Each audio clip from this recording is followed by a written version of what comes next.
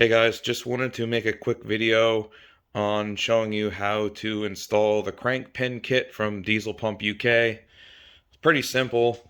The hardest part's probably going to be getting this crank bolt off, but really quick, let's go through the steps. First thing you're going to need is a drill.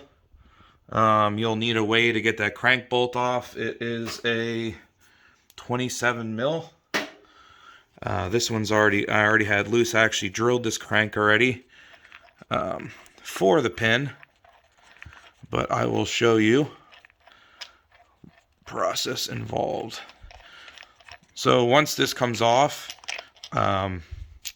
you will find that the crank pulley itself is actually already keyed with a smaller, crummier key. I can show that to you in a second. Let me pull this balancer off. Now the balancer pulls straight off. There's no puller required. But as you can see here, there's a flat piece of spring steel that is actually the key for the stock crank. But you can see on the side here where I already have drilled for the new pin. So let's show you how this works. So from Diesel Pump UK, you get this really nice jig, threaded jig. So what you're going to do is put the balancer back on. Like I said, I just pulled that off to show you what that crank pin looked like. But this will slide right back on. It's kind of hard doing one-handed, but it should go. There we go. So you have your balancer back on. You take your jig, which is threaded. You thread it on into the crankshaft, just as you would your balancer or crank pulley bolt, whichever you prefer to call it. Now I took this and I snugged it down by hand and then took like a little bit of a adjustable wrench and just gave it a little bit of a turn. But at that point, you're going to want to take your drill, and I put a piece of tape on it to replicate the thickness of that hub on the crank pinning kit and the pin, the new pin that you're going to install in the crank, which turns out to be this far on the drill bit. So probably won't line up now because I've already drilled it and it's probably like a 1 in a million chance.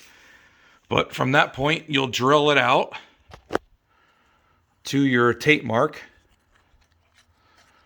and then you will unthread your pin jig here.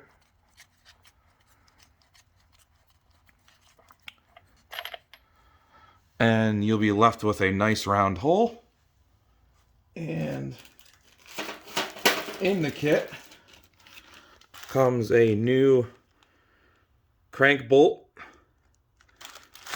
and 2 pins. I guess if you got multiple motors that you're trying to pin, you just got a nice hardened pin that will slide in there. You have to tap it in. I don't want to tap it in now because kind of makes it a little bit difficult to pull out. But yeah, that's basically all you have to do, and then your pin is crank, or your crank is pinned, and then you'll put the this whole setup back on and torque it to the factory specs, which is something ungodly, I believe. But that is how you pin your OM606 crankshaft.